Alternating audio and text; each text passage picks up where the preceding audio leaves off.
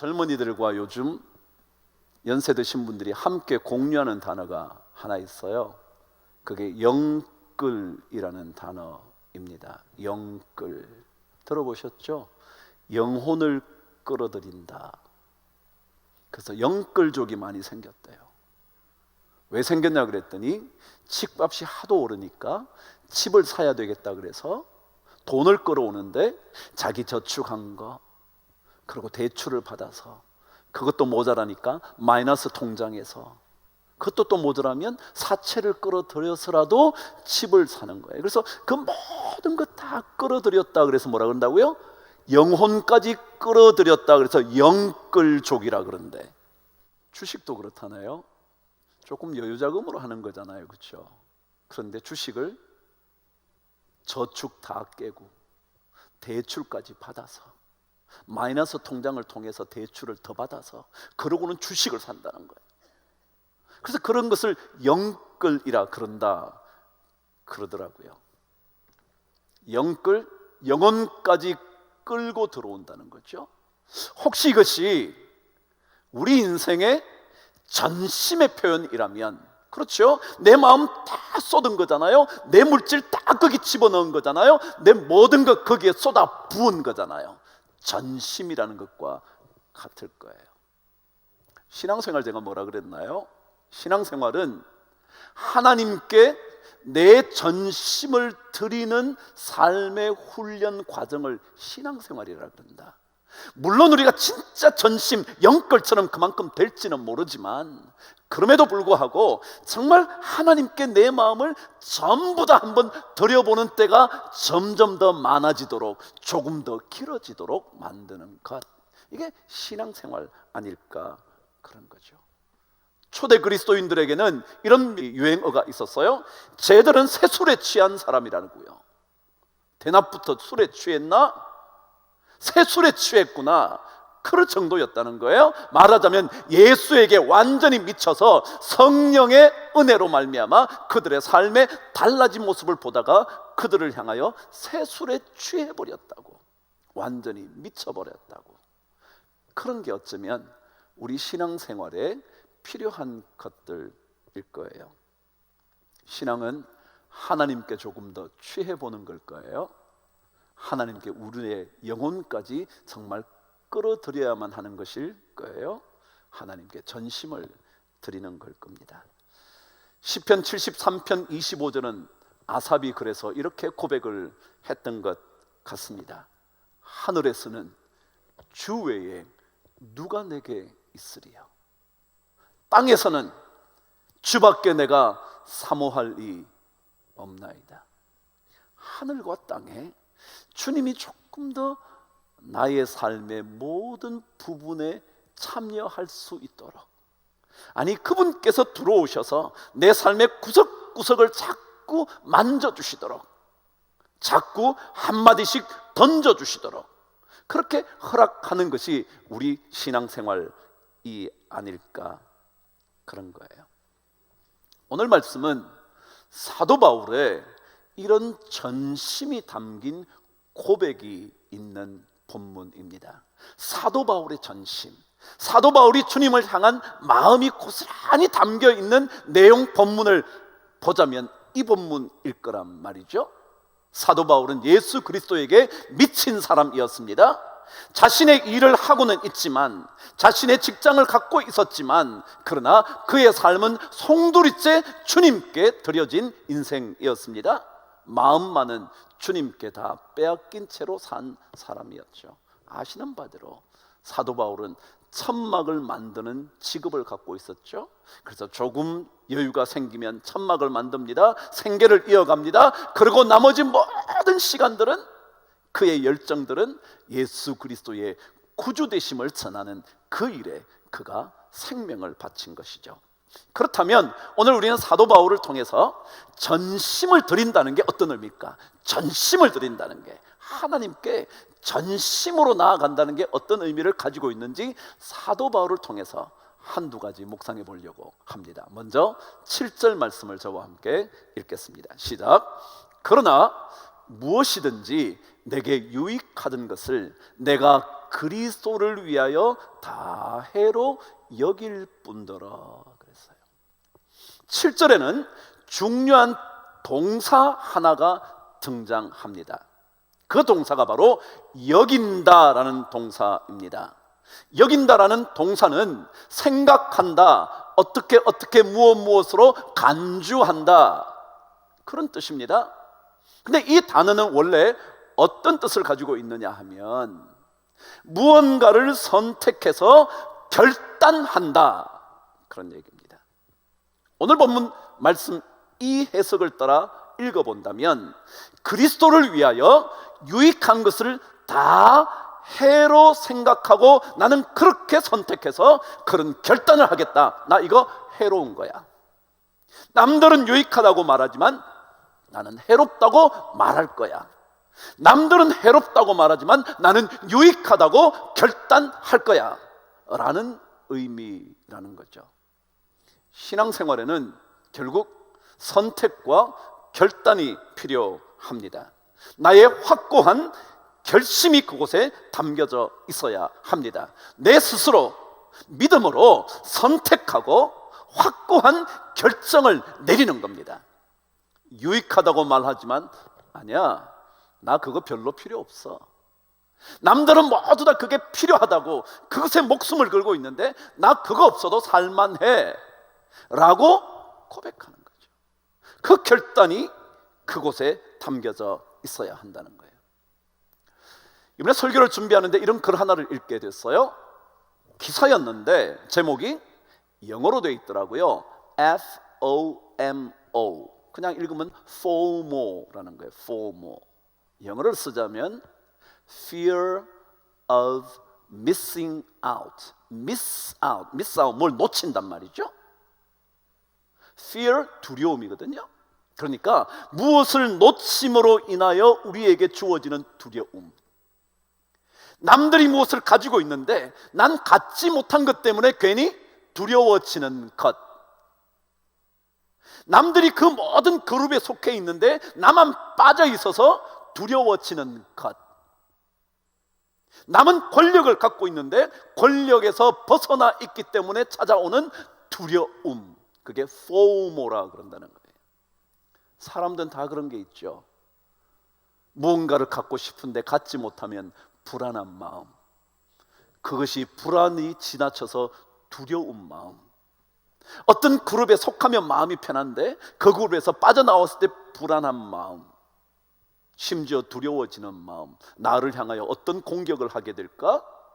나를 얼마나 욕하고 있을까? 그런 두려움, 빠져나옴으로 missing out 됨으로 인하여 자꾸 내 안에 찾아오는 두려움, 그것 때문에 우리가 어쩔 줄 모르고 산다는 거예요.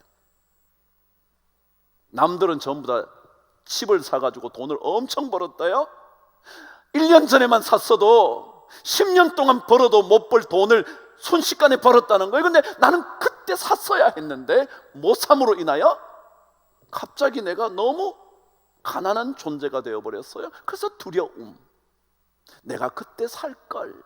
그래서 missing out 한 것 때문에 늘 내 마음에 불안함이 있다는 거예요. 근데 그 기사를 쓴 분이 그 글의 마지막에 그렇지만 대부분의 사람들이 이렇게 살지만 이런 인생은 어떻겠냐고 제안을 한 게 있었어요.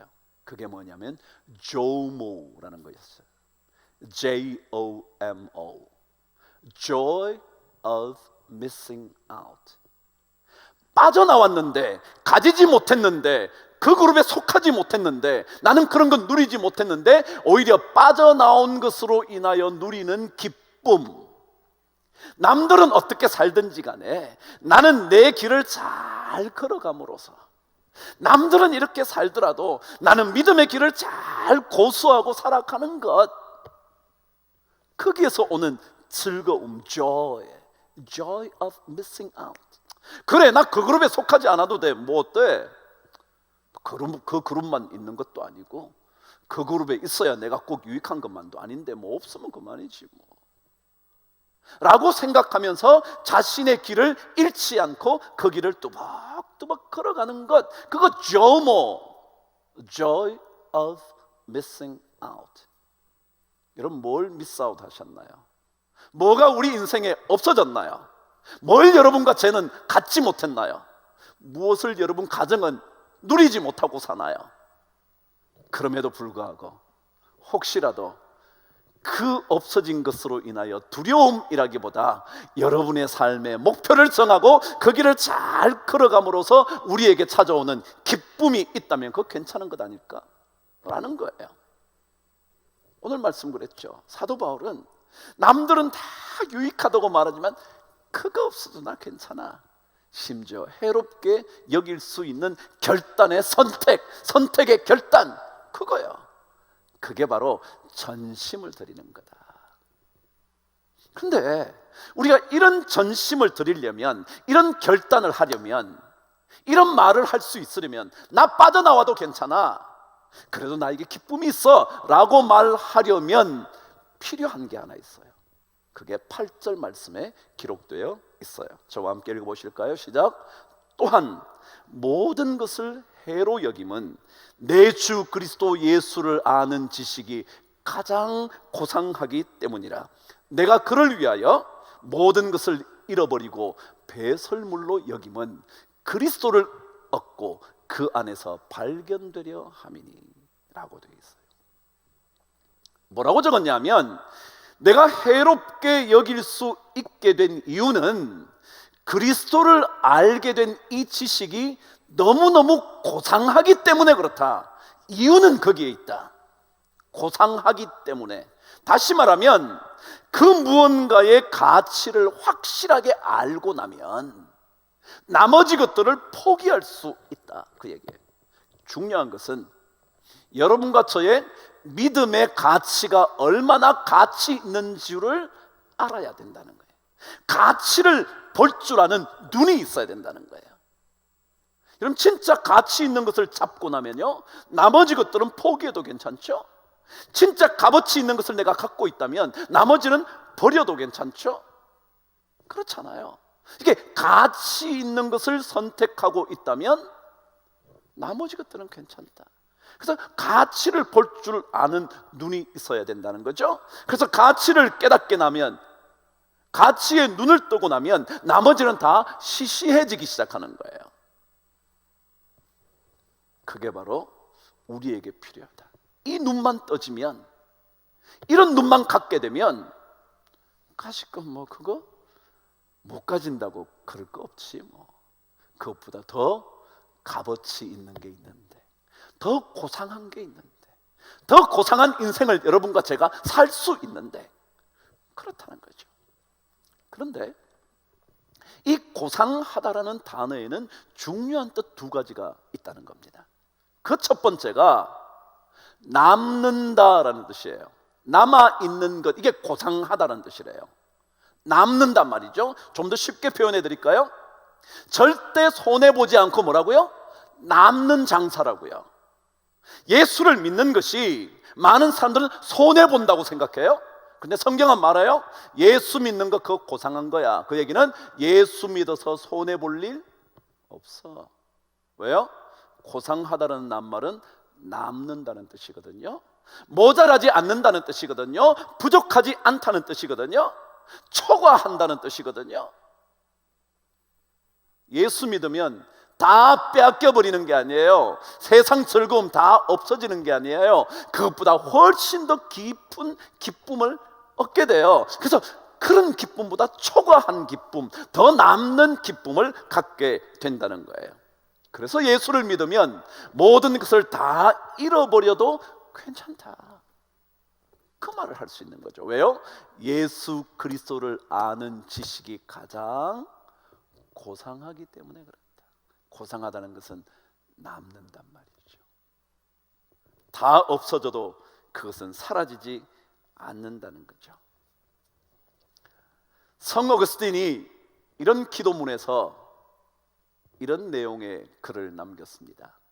그가 이렇게 말합니다. 내가 나의 주님을 사랑할 때 내가 사랑하는 것은 이런 거다.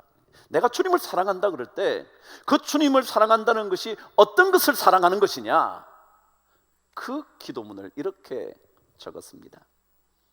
내가 주님을 사랑할 때 내가 사랑하는 것은 겉으로 보이는 아름다움도 순간적인 영광도 세속의 눈이 소중하다고 여기는 밝은 것들도 아닙니다.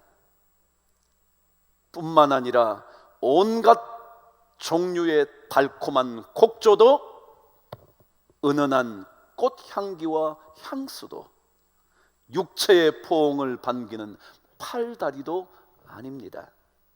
내가 나의 주님을 사랑할 때 내가 사랑하는 것은 이런 것들이 아닙니다.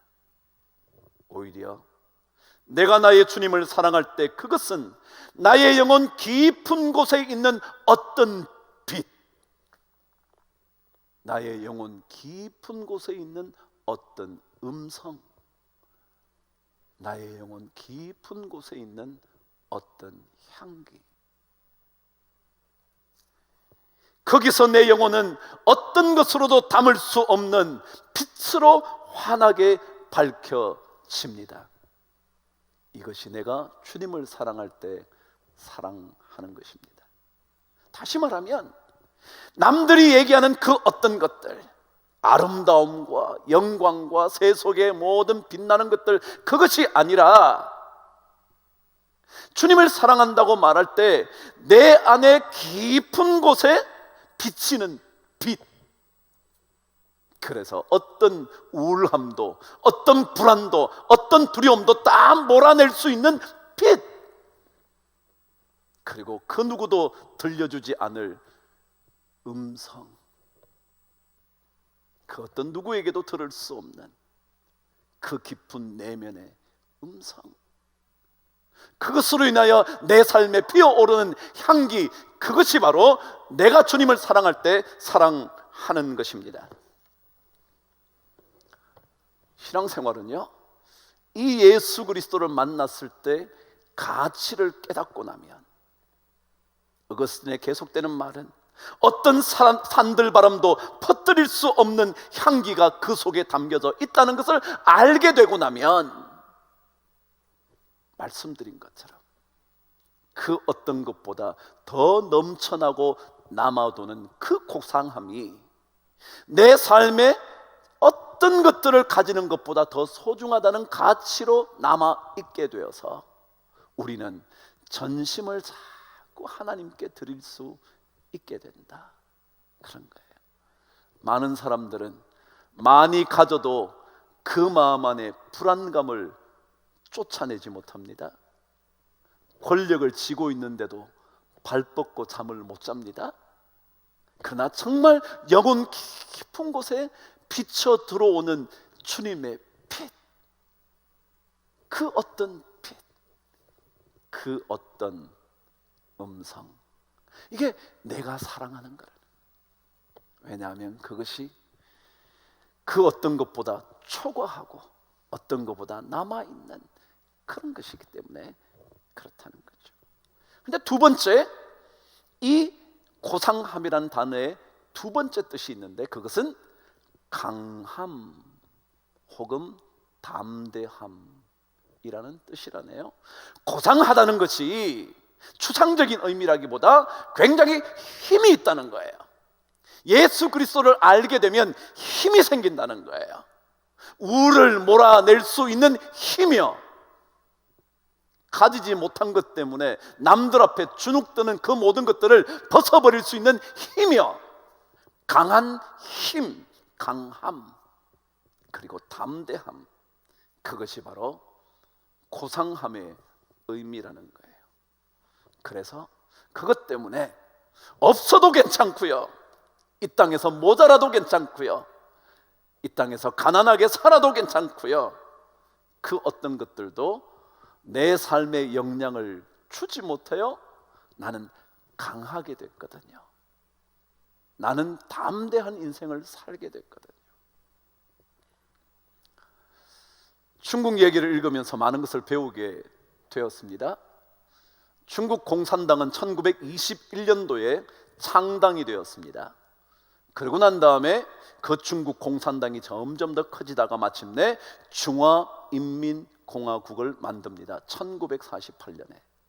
그러니까 중국에는 공산당이 아버지고요, 국가가 아들입니다. 우리나라는 그렇지 않죠? 나라가 세워지고 난 다음에 뭐가 생겨요? 당이 생겨요. 근데 여기는 당이 먼저 생기고 국가가 생깁니다. 그래서 국가보다 언제나 당이 우선입니다. 21년에 공산당이 창당되고 나서 점점 더 힘을 얻어가기 시작하다가 마침내 공산당이 국가를 하나 세운 거죠. 그래서 이 시기가 되기 전까지 중국 땅 1900년대 초반은 복음 선교사에게 최고의 지역이었답니다. 선교 기록에 의하면 그때가 선교의 천국이었다고 기록을 남기고 있더라고요. 근데 그때 이런 일 하나가 기록되어 있었습니다. 정신착란으로 고생하는 군관이 있었다. 용하다는 의사들이 치료해도 호전되지 않았다. 한 미국인 목사 선교사가 진료를 자청했다. 근데 생각지도 않은 일이 벌어졌다. 치료받던 정신착란 교관이 옆에 있던 총을 들고 목사를 패 죽여버렸다. 국제적으로 엄청난 사건이라 다들 긴장하고 있었다. 그런데 난리를 부릴 줄 알았던 목사 부인이 엄청난 말을 했다. 제 남편이 치료를 마치지 못했네요. 제가 끝까지 치료해 드리겠습니다 라며 환자 곁으로 다가갔다. 모두가 감동했다. 모두에게 기독교를 믿으라고 장군이 말했다. 그랬답니다. 여러분, 예수를 믿으면요, 담대함이 생긴다는 거예요. 남편이 맞아 죽는 것을 보다가 흥분해서 실신하는 게 아니라 우리 남편이 이 사람을 고치려다 고치지 못한 채 세상을 떠났습니다. 제가 나머지를 책임지겠습니다. 한번 고쳐보겠습니다. 여러분, 예수가 들어오면요, 우리 안에 담대함이 생겨요. 모자라는 것이 있어도 두렵지 않아요. 부족한 것이 있어도 염려가 되지 않아요. 예수 그리스도 그분을 믿는 믿음으로 말미암아 하나님 앞에서 의롭게 된 하나님의 백성들에게는 두려움이 사라져요. 왜요?